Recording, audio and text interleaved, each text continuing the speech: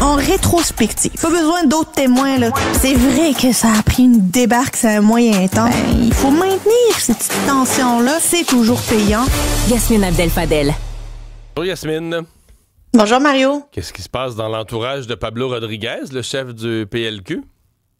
Je sais pas qu'est-ce qui s'est passé hier, mais toujours est-il qu'il y a eu un courriel qui a été envoyé au caucus sans s'être rassemblé, annonçant le départ. Je vais te le lire. Par la présente, nous souhaitons vous informer que Madame Geneviève Hintz, directrice des cabinets, n'est plus à l'emploi du cabinet de la chef de l'opposition officielle, et ce, à compter de maintenant. Et là, on parle des responsabilités, et ce courriel-là a été envoyé par le bras droit de Marois Risky à l'ensemble des députés du caucus. Donc, la chef de cabinet qui, rappelons-le, Geneviève Hintz, qui est elle, était finalement le bras droit de Pablo Rodriguez depuis plusieurs années. Au fédéral, elle était sa chef de cabinet. Mais là, elle était chef de cabinet du chef ou de la chef parlementaire ou des deux en même temps? Pas mal les deux en même temps. Ce que je trouve particulier et ce que je trouve nébuleux, je te dirais, Mario, c'est que le texte, disons qu'il la remercie pas pour ses loyaux services, là, puis ça semble pas être ça semble pas avoir été planifié de longue date, là. Sans pas avoir planifié, les députés ont reçu ça, puis ils comprennent pas un peu ce qui se passe. C'est pas signé par Pablo, c'est signé par Marois Risky, et je pense qu'il y a de la friture sur la ligne, je pense qu'il y a de la chicane dans l'air, et je pense que c'est le début. Je pense que tout le monde essaie de savoir qu'est-ce qui s'est passé avec Geneviève Hintz. Est-ce que Pablo cautionne ce départ-là ou pas? Mais j'ai au moins deux sources qui me disent qu'il y a une tension autour du fait que Pablo Rodriguez amène juste des gens d'Ottawa.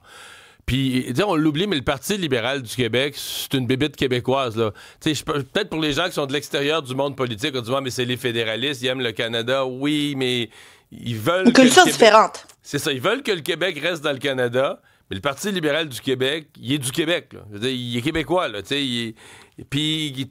Bon, pas que quelqu'un qui est passé par Ottawa est barré automatiquement, mais d'avoir juste une gang d'Ottawa qui débarque pour gérer le parti, je pense que ça crée de la tension. Ça crée clairement de la tension parce que depuis l'arrivée de Pablo Rodriguez, il a nommé évidemment Geneviève Hintz, qui était sa chef de cabinet au fédéral, qui a eu un passage au provincial, là, qui a été attaché politique pendant quelques années de Yolande James sous le gouvernement Charest. C'était important de le noter, mais qui a fait l'essentiel de sa carrière politique au fédéral avec Pablo Rodriguez comme chef de cabinet, et Marie-Laurence Lapointe comme directrice générale, en fait organisatrice en chef, directrice générale par intérim du Parti libéral. Puis je comprends que son conjoint à elle joue aussi un rôle. Il arrive d'Ottawa direct aussi de la campagne Carney. Eh ben voilà, tout le monde arrive, beaucoup du fédéral, beaucoup d'Ottaviens, d'ex-Ottaviens, appelons-les comme ça, ont élu domicile récemment à Québec, à la colonie parlementaire au Parti libéral. Si je comprends bien, nous autres, on donne nos médecins à l'Ontario, puis l'Ontario nous renvoie ses organisateurs politiques. Nous donne, c'est leur attachez pas. Bon, ça... Écoute, c'est pas si on sort gagnant. Pas sûr. Mais je te dis, Mario, j'ai l'impression qu'il y a quelque chose là-dedans qui va... Écoute, je vais utiliser le mot, puis je pense que peut-être que je vais le regretter, mais je l'assume, qui va exploser au courant des prochaines heures. Au Parti libéral... Tu sais ce que je pense? Moi, je pense que... je l'ai même écrit. Là, je pense qu'il a pris Pablo Rodriguez... On dit, il faut s'entourer de gens forts. Mais moi, je pense qu'il a pris un risque en nommant Marois Risky parce que... Clairement. Elle est trop plus forte que lui, là. Je veux dire, exactement. Elle est plus efficace comme parlementaire, elle connaît plus les dossiers, elle est plus au courant, elle connaît plus le PLQ. Elle est plus stratège. Elle est plus stratège, elle est plus toute, là. Fait que, tu sais, bon, il y a un point où, je sais pas, lui, mettons, comment il peut donner... Lui, c'est le vrai chef, là. Mais moi, je suis pas capable de l'imaginer donnant des ordres à Marois Risky, là, disant, regarde, Marois, ça va être ça, c'est ça le cadre, faut que tu tiennes à l'intérieur de ça, que tu débordes pas. Je veux dire, parce que pour qu'elle accepte ça, il faudrait qu'elle respecte son jugement, sa stratégie, puis malheureusement pour lui, je pense pas que ce soit le cas. Je pense qu'elle se voit qu'elle connaît plus ça, elle est plus au courant, elle connaît mieux les dossiers, elle se voit supérieure à lui en termes de... Pas nécessairement hiérarchiquement, mais elle se voit supérieure à lui en termes de connaissance de la politique québécoise puis des dossiers en cause. Ben, elle aurait pas tort. Elle aurait pas tort, parce qu'on va le dire franchement, Pablo, jusqu'à maintenant, n'a pas brillé par sa connaissance des dossiers, ce qui fait en sorte que, de facto, Marois Risky, elle donne cette impression-là de mieux connaître, mieux saisir et être capable de mieux nager, disons, dans l'aquarium de la politique québécoise. Maintenant que ça c'est dit, la question qui se pose, c'est est-ce que ce sont des frictions entre Geneviève Hintz et Marois Risky, des frictions entre Pablo Rodriguez et Marois Risky, et une chef de cabinet de l'opposition officielle qui a été nommée par le nouveau chef, Pablo Rodriguez. Elle relève de qui? Ultimement, elle relève de qui? Est-ce qu'elle relève de Marois Risky ou elle relève de Pablo Rodriguez? Sa Ben, moi, loyauté envers Marois Risky ouais, ou sa loyauté envers Pablo ben, c'est Rodriguez? ça. Mais dans ma tête, le chef, c'est le chef, là. C'est pour que ça marche, il faut que le chef peut pas être à moitié le chef, là, ou le chef de la moitié. Alors, tu sais, Ouais, je comment comprends. ça se fait que c'est Marois Risky qui lui montre la porte? Il y a tellement de questions, mais je suis sûre qu'au courant des prochaines heures, on va avoir plus On de va en savoir réponses. davantage. Fin du programme Expérience Québec au ministère de l'Immigration québécois. Il y a eu cette manifestation hier. C'est une manifestation de travailleurs temporaires. Il faut expliquer c'est quoi le programme de l'expérience québécoise. Ça a été mis en place en 2010-2011 par le gouvernement Charest. C'est un programme qui donne pour les travailleurs temporaires, les étudiants étrangers, une voie rapide vers la résidence permanente. La réflexion derrière ça, c'est que ce sont des personnes qui sont déjà sur le territoire, déjà intégrées, ayant déjà un logement, déjà un emploi, déjà sur une voie de francisation. On veut les Hmm. attraper et les garder. Ils représentent une bonne Tu, candidature pour le bassin ouais, d'immigration. tu dis déjà un logement. Dans certains cas, c'est déjà une maison. Une maison, acheter déjà une maison. Acheter, tu sais, à ce point-là. Là.